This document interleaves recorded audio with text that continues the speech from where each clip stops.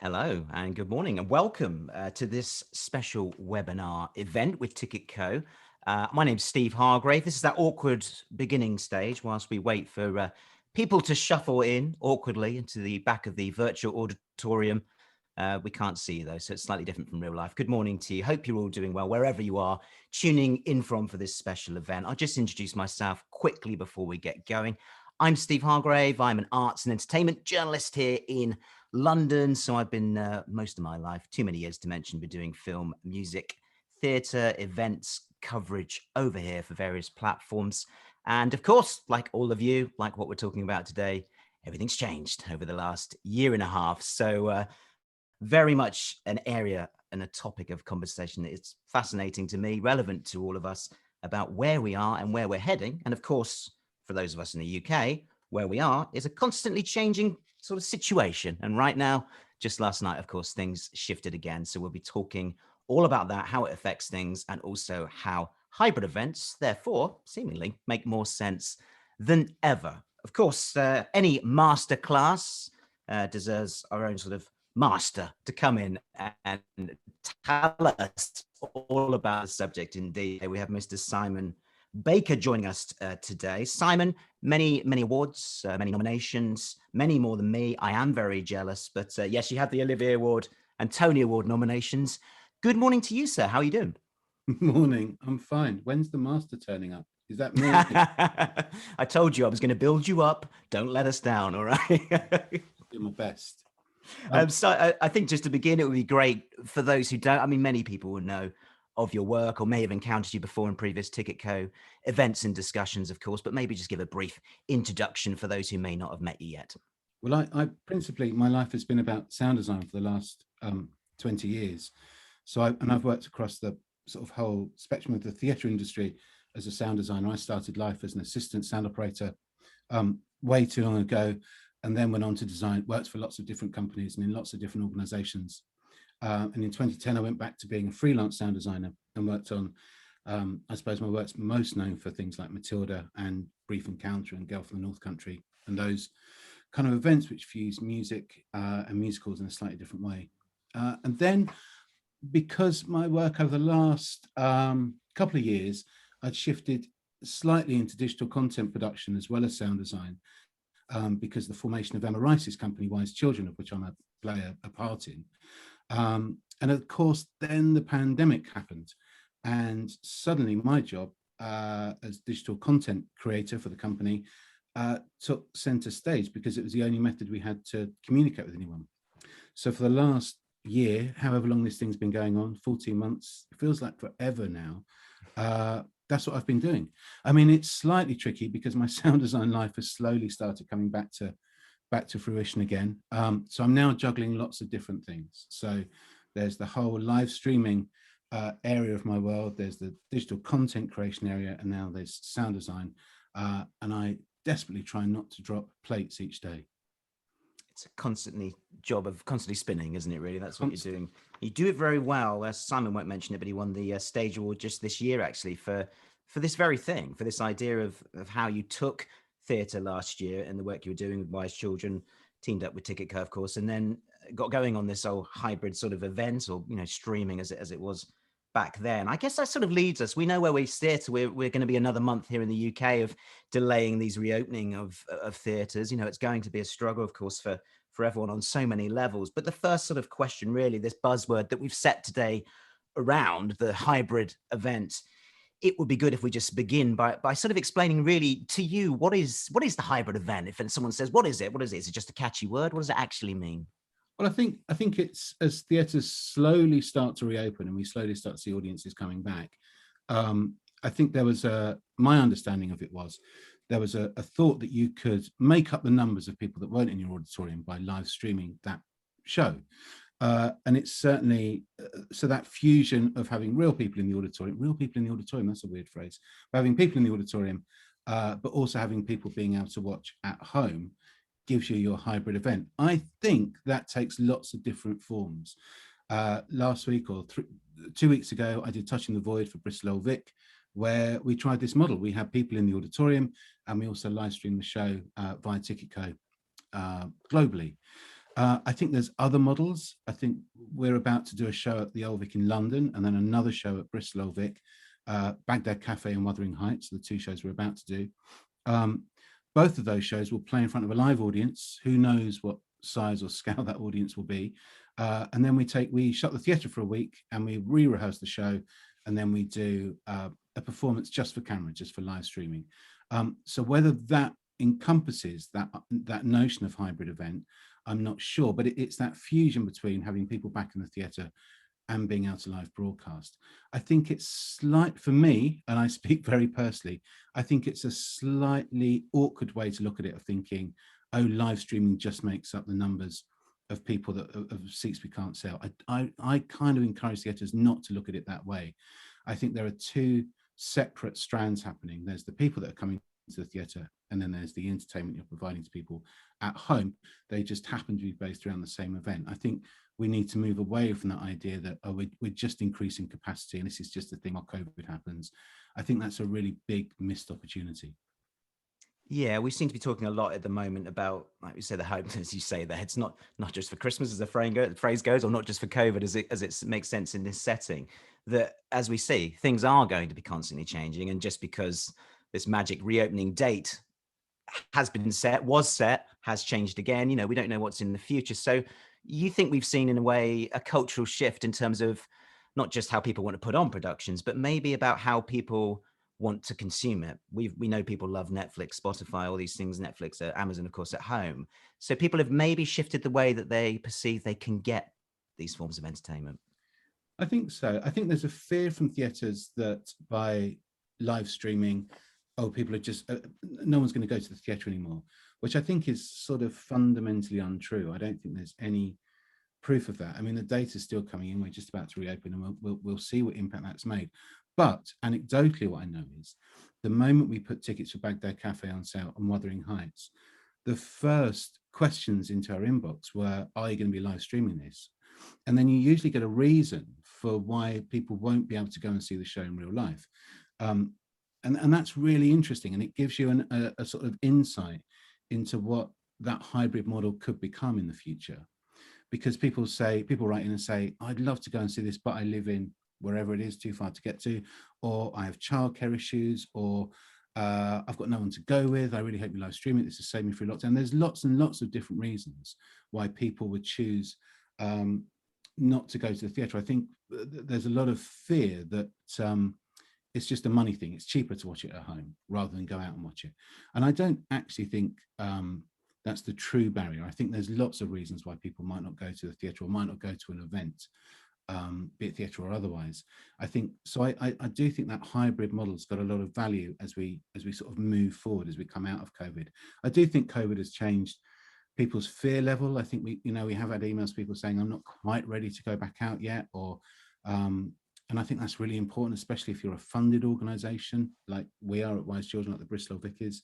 We have a duty to be able to provide for those people.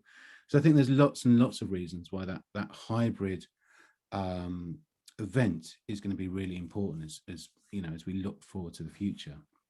I always find it interesting because, obviously, funny enough, streaming existed pre-COVID, and there were many sort of attempts and very successful attempts to put theatre onto the big screen, being them around cinemas, put them into people's homes. They were always trying to work out how people pay for those sort of things. But I look at the numbers really about last year when you put on your two productions, and I think one of the facts was, over a couple of days, there was 12,000 tickets sold to an estimated audience of over 20,000. I think you had more across the whole year. These are pretty immense numbers, aren't they? And those are numbers that you kind of look at and think, well, that's making theatre very accessible to a lot of people, as we were saying, who, for whatever reason, in a previous world as well, may not have been able to get to where that physical production was taking place. I think it was a surprise for us. The first time we tested the water, I suppose, to see whether this was going to work, was we did Lungs at the Old Vic in London with Matt Smith and Claire Foy. Obviously, there's an element that there's lots of people that want to watch Matt Smith and Claire Foy. But it was it was a really low key guerrilla TV experiment, really. I mean, it wasn't quite shot on iPhones, but it was pretty close. And we streamed it over Zoom because we didn't really know any better at that point. and but the numbers were great. There was an appetite for it, and the show had just finished playing in London, so it wasn't like, oh, we've already seen it, we're done with that. It was finding a whole new audience that wanted to watch it. Of course, there's an element of people that are going to watch it again, but you discover that by changing your delivery system, and by expanding, you're not just a physical location anymore, you're a global location that people can come and watch you. You suddenly find you do open yourself up into a much, much wider audience. And that's exciting. It's exciting for touring theatre companies, it's exciting for buildings. And there's a little bit of fear around that as well. You know, buildings are very, very used to marketing to their local community. That's what they've been doing for ever since they were created. And suddenly live streaming, so well, actually, you could do your show from Bristol Old Vic, but people in Ontario are watching this thing. And so suddenly regional theatres, a term which I'm not very fond of, but those theatres in the regions become global brands, or Wise Children as a theatre company can become a global brand. I think that's what's exciting about that model, and particularly now as we move forward, a lot of the stuff that we were streaming was shows that we'd already made. They were things that we could not, you can't ever really just get a show out of storage and put it on. It takes a lot of work. You've got to cast it and you've got to do lots of different things to it. But they were shows that we'd already devised and created. We knew they worked, we knew what they were. There was no development to happen on them. But of course, now we're moving into an era where new shows will be being streamed. Baghdad Cafe is a brand new show for Wise Children. Bristol Old Vic this week are doing a new show, a kind of gig theatre show called Outlier. So it's now really exciting to see, well, what happens when you don't know the show, and what happens to the audience? Is there appetite for the audience to tune into an unknown piece of work? But I think that's exciting. Suddenly you're opening up to not just the people that live in Bristol or live in London. You can broadcast your show globally, and I think that's where the future is going to lie for us. Yeah, there's a kind of, I guess it's a question, and again, I know you've spoken about this before. Incidentally, if anyone has any questions they want to put to, I was going to say to me, don't ask me about it, ask Simon about it. At the end of this, we'll have room for a few questions, so pop them into the message box, and we'll get across those for the very end. It'd be great to hear from you and any thoughts you have about anything that Simon's saying. Simon, in terms of talking about getting your hands dirty and how the nitty gritty of how this goes about, I suppose really for some people, you know, whether they're big or small organizations that would never have encountered the idea of the technicalities of live streaming, which I suppose was yourself, you know, last year. How hard is it? What's the difficulties? What are the challenges of actually setting this up and putting it out there this way? It's That's a really complicated question. I mean, I kind of want to say in a They're my blasé, favorite kind of questions. It's all right. You're like, have you got 5 hours? yeah, how do you do it? I kind of want to be really blasé and say it's easy, it's fine. We're doing it now. You know what your average conference call is a camera pointed at you. Steve's is clearly much posher than mine today, in a broom cupboard. But pointing a camera at something and making sure you can hear it, and then transmitting it via an application, we've been doing all year. So taking a theatre show, all you're doing is expanding on that. So it's a little bit like you're adding 2 cameras or 3 cameras, and you think, well, how do we switch between those cameras? And that's pretty easy to do. So I would really encourage theatres that have not tried it to have a go. Wise Children is a relatively small NPO. For people that don't know what an NPO is, National Portfolio Organisation, which means we're core funded by the Arts Council. Which is shorthand for meaning we're not a commercial theatre company and therefore don't have a lot of money. But what money we do have, we spend wisely. I think when we streamed Romantics Anonymous, we bought everything. We didn't rent anything in. We hired obviously all the kit for the stage, sound, light. We owned the set, all those things. But the streaming kit, cameras and mixers and all those things, our capital outlay was 15,000, which was a lot of money. My challenge was I don't have a company credit card. I have my own credit cards. And I thought, well, if I max them all out, what's the most amount of money I could get, which was 15 grand. And that bought us the first iteration of Wise Children's TV kit. So, and in terms of building, that might seem like a lot of money, but actually 2 or 3 companies working together that shared, that's suddenly those figures start to become more realistic. And I would, as I say, I would give it a go. I think there's something fantastic in self-sufficiency. I think theatres have, since the late 80s, moved away from being self-sufficient as we started to see scene shops be privatized, or we started to see props people move out of buildings, or costume people move out of buildings and into their own specialist industries. And I think that's great, but it does mean that theatres and theatre companies stopped being self-sufficient. And I think that self-sufficiency is really key, particularly in this period. I don't think Wise Children would have attempted to have done the work we did had we been outsourcing everything.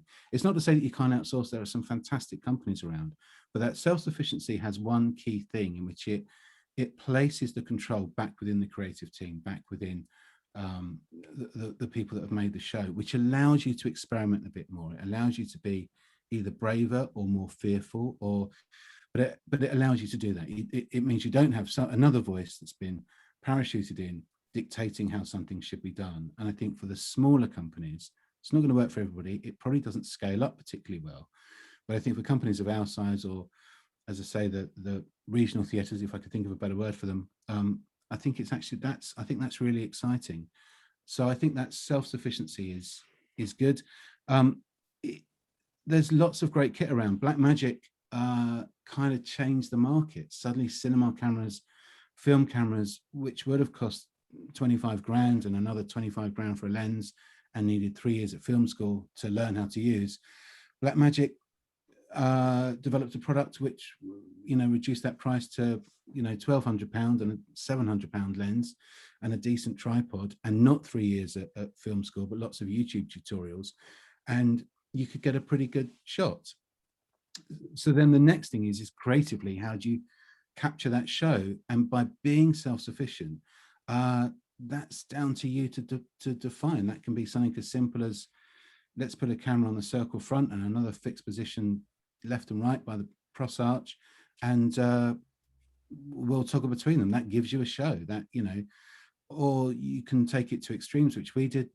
Touching the Void was, I think we were up to 13, 14 cameras. We had PTZs overhead. We had 2 handhelds on stage. We had lots of, but you start to think how creatively, what's the best way to deliver this production to those people at home, which is, of course, a new layer, because we've spent the last however many 100 years working out what's the best way to deliver this production to the people in the auditoriums. Now you're balancing those two things. So I guess with hybrid, that's the challenge, is how do you balance those two needs?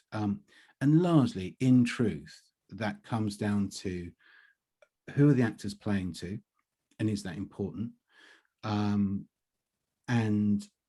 are the camera positions going to compromise the live audience, or are the live audience going to compromise the camera positions to those people at home? Those are the things that you're kind of constantly balancing. It is true, isn't it? I mean, I go to a lot of gigs and theatre here, and the conversation about that thing at gigs was always, where are the cameras going to be? You're gonna arrive to your nice seat and then suddenly have a big burly cameraman with his back to you, kind of, suddenly sort of getting in the way of the stage, and they all become weird considerations now. But I guess what you're saying is, just a little bit of thought about how you arrange that setup means that all sides can be happy. I think so. I mean, certainly Touching the Void at Bristol, I don't really think anybody in the audience was compromised by what we were doing. We shot a lot from the side of the stage, which is, if you've ever looked at, when people often say, how do you know where to start when shooting a production? You think, well, look at the production photos. I work with Steve Tanner, who's a production stills photographer, and has shot a lot of the knee-high work and all the Wise Children work, and worked as DOP on the 2 live streams of Wise Children, on Flying Lovers and Romantics. And our job was really bringing his original stills production photos to life, because Steve has already seen that show through a lens and knows what he's looking for.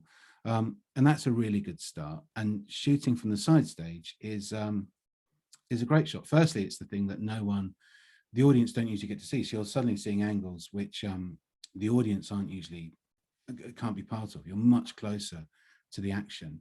The biggest problem is, as ever, is shooting on the center line. You kind of always want that center line shot, and with an audience that's hard. In Bristol, we built a track. We took the first 2 rows out and we put a camera on a dolly, so we could, as well as do those tracking shots, get really close in and really tight and quite low on the front, which is really important for a show like Touching the Void. Quite a lot of it's on the floor. But I think with planning and with a bit of thought and with knowing the theatre, it's solvable. As a sound designer, I'm so used to dealing with sightlines because I'm forever putting loudspeakers in places and then box office come and tell me you can't put something there because somebody can't see around it. So I'm well versed to the dealing with audience sightline issue. I think the other tricky thing is who are the actors playing to? Are they playing to an audience? Are they playing to the camera? And I think is so dependent. I don't think there's a clear rule for that. I think that's completely dependent on the style of production. You know, a lot of shows are played very internally, and you're as an audience you're viewing them through an invisible fourth wall. And I think at that point, adding a camera doesn't make a great deal of difference to where the actors and who the actors are playing to. I think on a show that, like Emma, who does an awful lot of breaking that fourth wall and does address audience directly, and some of those shots you want straight down a camera lens, then choices to be made, which is why we've chosen to do Emma's work without a live audience. So the audience is the home audience. So the actors are very clear who they're playing to. But again, I think that's a real creative decision and one you need to plan very early because obviously the figures are very different. But those are the sort of 2 key considerations when you're doing a play like that. Do you think of you, Sam, when you're talking about that, as probably one of the few people who, if they turned up to a production and there was a big speaker or microphone in the way, you'd probably be quite excited by checking it out, what it was. Oh, The yeah. geek in you would come out. Always. I was thinking about that idea, and we've spoken before that moving on from that, and in a way you touched on that there, the idea of this different point of view, you know, from the sidelines. You're someone who has spoken about this kind of big advocate for the idea of added content. And I suppose once you've got this system in place, suddenly you have this huge potential to offer, you know, extra behind the scenes stuff, maybe conversations after, things that you can offer an online audience. Again, things that you wouldn't necessarily be able to have a live audience there for. I think there's sort of huge value in it. I think a lot of theatres and a lot of producers immediately, particularly people that run buildings, thought, well, the thing we have to stream is the show. And actually, if you're just putting your toe in the water, it doesn't have to be the thing you stream. The pre-show talk with the company or post-show talk with the company would work as a great online event. They're really low key. They're pretty technically easy to do. Those kind of things work well, and of course they have a big reach. You know, people are interested in that kind of thing. So I think generating that additional content, or and not just thinking about the main event all the time, I think is a really good way forward, particularly if you're just starting out.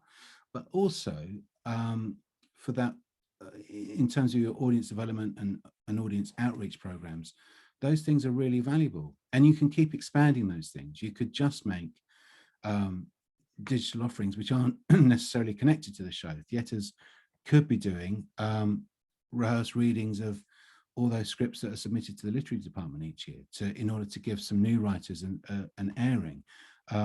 We could be shooting local bands, that's a weird phrase again, we could be doing local bands in the front of house bar post-show. We could be doing stand-up comics on a Sunday, or local talent on a Sunday. There's lots and lots of different things. Once that technology is there, and once you've got over that fear factor of running your first event, you open up a whole world of possibilities of doing work with inside the building. I was just putting a call out for any questions, because I'm sure there's quite a few of you that want to say something, but as ever on these things, people tend to be quite shy about wanting to step forward, but do put them in the message box there. What I wanted to touch on, a few people have sort of said about this morning, and obviously it's pertinent because of last night. The UK Theatre Chief Exec Julian Bird put out a statement about this 4-week delay to entertainment venues. Here in the UK, of course, this is very much what we're having to do is delay. I just wondered, Simon, it sort of it fits around this, but also it doesn't in a way, you know, just your general thoughts really about the theatre scene and where you think this puts us right now, the fact that we've got this delay, because it's going to be difficult, isn't it, for some venues and some companies? I think it will be. I think, to be fair, I think the way you have to break the theatre model in the UK breaks down into lots of tiny micro economies, I think you have to view the West End and the big commercial theatres, which have such huge startup costs, eye-watering amounts of money to get a big commercial musical on. I mean, there's not much change out of 20 million now to do a commercial musical these days. So that sort of mass investment. So of course they'll be desperate, and the economy of the West End will be desperate to get back to. The West End just doesn't work on a socially distanced auditorium. The figures just don't add up. So I think that's one model which is going to really struggle, and the rest of the economy that's built around the West End and around theatre goers in the West End, whether it's bars and restaurants and transport and taxis and all those things, is such a huge problem. I think for the smaller local theatres, I think there's a slightly different. I think everybody's trying to get back. We largely, I know Bristol, even the Old Vic London, we sort of held back, sort of expecting that we weren't going to be back to full capacity for quite a while. In some places, we've actually been really looking at September. In fact, I think Wuthering Heights is the first show which opens in October that will go back into it, which is budgeted around having theatre back at capacity. So I think when you look at the industry as a whole, there are little pockets which are going to be affected very differently. Obviously, it's a crisis for all of us, and I really feel for everybody working in the events industry and hospitality industry. I think the local theatres are probably going to be okay, but I really feel for the West End. It's such a big machine to try and get moving again, that I think that constant shifting dates is impossible to plan and therefore budget for.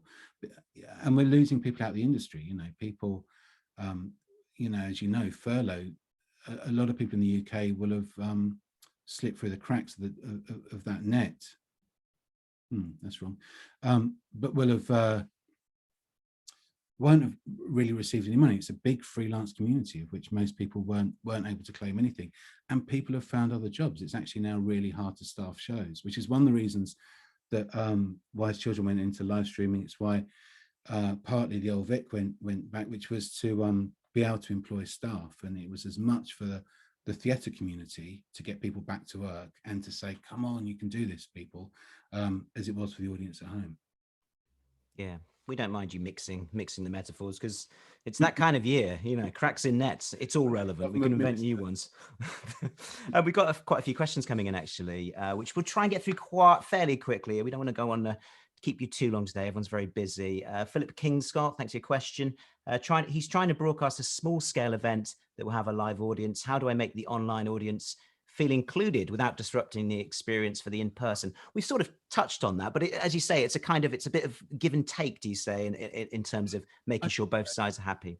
I think it's about communication. I think on Touching the Void, on the stuff we've done, we own up and say, look, this is what we're doing. And we show people cameras, we have the camera team wave, we try and connect the audience at home with the audience in the theatre in some way, by allowing, I think TV is very good at just pretending that it's not TV, whereas doing TV, if you like, in theatre, we're quite good at revealing that technology and saying, look, this is what we're doing, here's how this is going to work, here are the people at home, and we'll show a shot of the people in the auditorium, and you try and connect those two people together. I think certainly our style at Wise Children, and because we're working at Bristol Vic style, is much more informal about what the event's going to be. Yeah, so openness and communication, as you say, are the issues that you have to keep on top of. Anonymous attendee didn't want to put their name to this question. I don't know why, but anyway, thanks for your question. What are the issues of using Zoom for live stream? It's just not. I'm going to have to tread a very fine line here between TicketCo, of which obviously I'm a big fan of, and the Old Vic London, who do broadcast on Zoom. For me, there's lots of difficulties. Zoom wasn't really built for this, so you can't really control it. You can't get in and actually engineer what people are going to see. What we're seeing now, if we were broadcasting a show now, you'd just be seeing a load of cameras going into my input of Zoom in my window and trying to frame it. So technically it doesn't quite work for me. I think that there's lots of things you can't control. You can't really control the audio quality of it. You can't really control the viewer's experience of it. And I find the ticketing end of it It's just not what I wanted. It really works, the Old Vic London. They've sussed it and they've been doing it for a long time. And their comms team and box office team have really understood and dug in and come up with a solution for it. For a company of our size at Wise Children, it just didn't work. We needed a user interface where people could click on our website, enter their email address, phone number, credit card number, hit buy, and you got sent a digital ticket. We don't have the back end that the Old Vic box office team does to take that comma separated file each night and upload it to Zoom and generate those tickets and then get those tickets and then resend them to people. We just didn't have the support to do that. So TicketCo was a much more fluid system for us at the scale we are. And technically, I feel we look better. I hate to say it, but I kind of really feel we do. I think it's hard to control Zoom. It works for them. Baghdad Cafe will be part of the in-camera season, and we'll go out on Zoom, and and I've worked on all those shows, by the way, and it will look great. I just feel if I could get in and engineer a little bit of the Zoom back end, we could make it a bit better. But you know, there's lots of different ways to do it. I feel like I could join you on I live my interviews that I've been doing, with the film actors and things across the last year on Zoom. I wish you could get in and help, just sort out a few of the trickier things, particularly audio, which is let's not go there. So that's a completely other discussion. Anyone want to discuss that with me? Just come around London and I'll just bore you for 2 hours on the intricacies of that Zoom audio. We got a question from Charles Key. Simon, what's the break even on capacity based on social distance? Is it dependent on location, i.e. the West End? Is it by the size of theatre? Is it by show? Is it 30% break even, 40, 60 capacity? If you factor in hybrid, how would this affect break even for a show? That's a really complicated question. Every show, of course, has a different capitalization and different running cost. So the break of a show is very dependent on what it is. Most, I would say, we would pretend we need 75% capacity in order to break even. In reality, we try and operate around 60% capacity with a non-socially distanced auditorium. With a socially distanced auditorium, the truth is, kind of forget it. You just can't. The figures just don't add up, because the costs of putting on a show don't go down just because there's less people in the auditorium. So the costs are the costs. You can't pay people less. Theatres cost a certain amount to rent. It would be wrong and irresponsible of us to try and pay suppliers less in this point, because they're struggling as much as we are.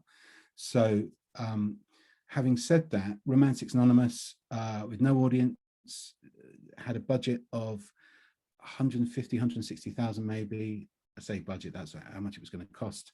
And we probably just about broke even. The only reason I'm slightly hesitating to answer the question is because there's lots of other factors that need to be considered. We haven't produced a show outside of COVID, which means that we haven't, and that COVID cost of bubbling the company and isolating the company is a large chunk of it. It's about 30% of the budget. So I've never really done it without being outside of COVID to really look at those figures as a sort of fair comparison. It would be daft to think you can make up, if you had 60% capacity in the auditorium socially, that was you're technically now at 100% of capacity. To think, we can just make that up on ticket sales of the set. So if we have 300 people in the auditorium, we just need 300 people to watch online. We've got 600 people. The cost variation between and the ticket price between what people will pay going into a theatre to what people will pay to watch something online just doesn't quite stack up. You probably need, it might cost £25 to see, or £35 to see a show at Bristol or Vic. I think we charge £10 or £15 to watch it online. So there's an awful lot of figures to juggle. And also there's some new legislation coming in about the audience size that you can broadcast to online based on what theatre you're playing in as well. I think they're all still to play for. I don't think that legislation has been formalized yet. I mean, it's not legislation, it's coming from the unions, which obviously we're adhered to and we're working with. But there's an awful lot of figures to shake out at the moment, I think. Brilliant. Thank you I for your can't give a question. very, very clear answer to that question, I'm afraid. I think Charles said, can you get in touch with him afterwards for a more in-depth discussion on that one? But But yeah, Charles, is thanks it for that. dependent? Is it dependent on location? Absolutely. Theatres are funded in different ways. Arts Council funded theatres don't necessarily have to make a profit, they just have to not to lose any money and be responsible, whereas the West End, of course, is entirely a commercial enterprise. So they're two very different business models. Excellent. Thanks for that. We'll have one more question. Niall Horace has just put a note in the notes section there to say check out some work they've been doing about how to incorporate a virtual front row. They've been doing some work at the Galway Comedy Festival with TicketCo, so can have a look at that afterwards. Not now. Don't do it now. That's rude. Have a look afterwards. And the final question, Caroline Aston has said, Simon, you've mainly worked on new pieces. Have you encountered any issues with rights holders granting permission to stream performances? What do you suggest to overcome that? I mean, I know traditionally, and she mentions it there, the music industry always had these kind of problems, different rights for different kind of formats, of course. Is there any of that that comes into play considering how we do this?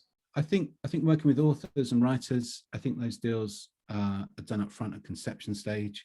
So at conception, you either know whether you're doing it or not, so you don't tend to get any further in those negotiations. And we've not, I have to say, because of the work we do, we've not really hit any of those problems. The biggest problem, of course, is music licensing. PRS at the moment, although I imagine it will change, a lot of theatres are sort of assumed that because they had their PRS music clearance for the theatre show, that was going to be applicable online. And of course, that's a grey area. You know, some would argue it's just a live stream of a theatre event, therefore it is applicable. Other lawyers will tell you, no, you definitely need sync rights because you're online, you're changing the delivery format. So licensing music is tricky. I think working with original composition and original scripts, obviously is much easier. You navigate all of that. But if you're using pre-recorded music, you kind of need to get on the front foot, and that can take a while. But working with PRS is usually a delight. I wouldn't be scared of them. They're great. They're not there to stop you doing anything. They're just the arbiter between who owns it and what you're going to have to pay to use it. But they're usually very helpful, and they can very quickly give you a steer if there's just no way you're going to clear something. You know, I've tried to use Jimi Hendrix records in pieces before, and you ring PRS and they go, just don't. You'll never clear it. Whereas things you think will never clear, same from the Beatles back catalogue, can often be really simple and take an hour or two. But I would really get on the front foot about music clearance. And authors and writers and creative teams, you're really doing it at conception stage. So if you haven't got permission to do it at that point, when you ring the author and say, or the author's agent and say, we're doing it, it's a non-starter at that point. Thank you very much. Thanks for your question, Caroline. We did actually have some very high concept musical introductory pieces today. We were going to come on, weren't we, and do some jazz hands and perform, but we couldn't get the rights cleared. So sadly, you just get two blokes' faces sat here talking to each other. Could have been a musical in the making. Thank you so much for your questions there. And that brings us to the end nicely. We're nearing the 40-minute mark. Seems like a good time to get out in the sunshine if you've got some where you are. Thank you very much for being with us today. Obviously, get in touch with TicketCo for any further questions as well. Hit up Simon. Are you on the socials, Simon? Yeah, I am somewhere. But if you need me, just find me at Wise Children. There you go. There you go. If you need him, you can find him. I'm on the socials if you want to say hi as well. Just come say hi about anything. And thanks for joining us. It's been lovely to host this today. Simon, thank you so much. Have a lovely day. Wish everyone well for the stay safe out there as well. And we look forward to hybrid being the future of theatre as we move forward. Thank you so much. Thanks, Simon. Thanks all.